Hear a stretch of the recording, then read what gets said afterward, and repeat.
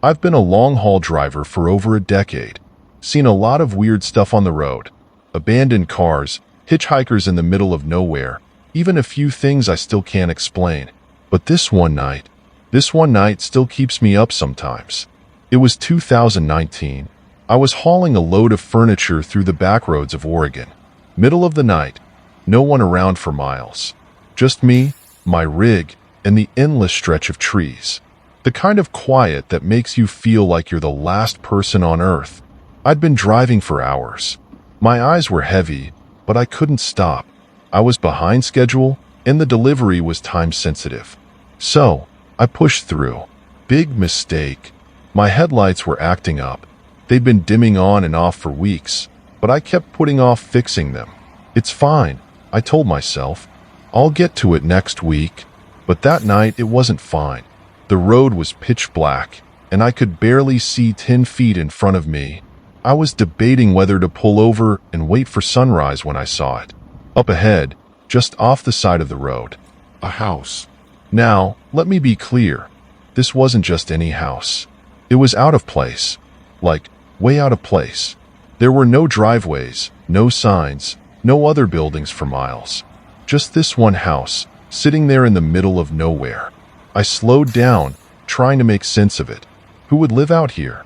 And why was the door open? My gut told me to keep driving, but curiosity got the better of me. I pulled over. It was dead quiet.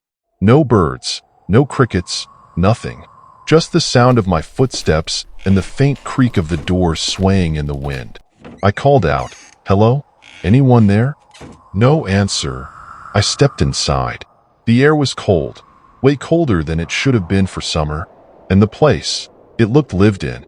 There was furniture, dishes in the sink, even a half-empty cup of coffee on the table.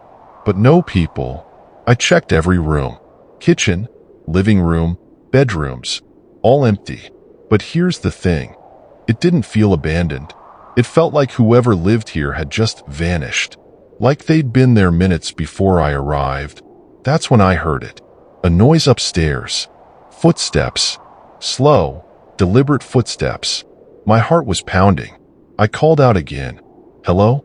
Is someone there?" Still no answer. I reached the top of the stairs and saw it. At the end of the hallway, a door was slowly closing, like someone had just walked through it. I stood there for what felt like forever, trying to convince myself to turn around and leave. But I couldn't. I had to know. I opened the door, and what I saw, I still can't explain it. The room was freezing, and the drawings, they looked like they'd been done in a hurry, like whoever drew them was terrified. But the rocking chair, that's what got me. It was moving, on its own. I didn't stick around to see what happened next. I bolted out of that house, jumped in my truck, and didn't look back. To this day, I have no idea who lived there or what happened to them. But every time I drive through Oregon, I take the long way around, just in case. Sometimes, the road takes you places you never meant to go. And sometimes, those places stay with you forever,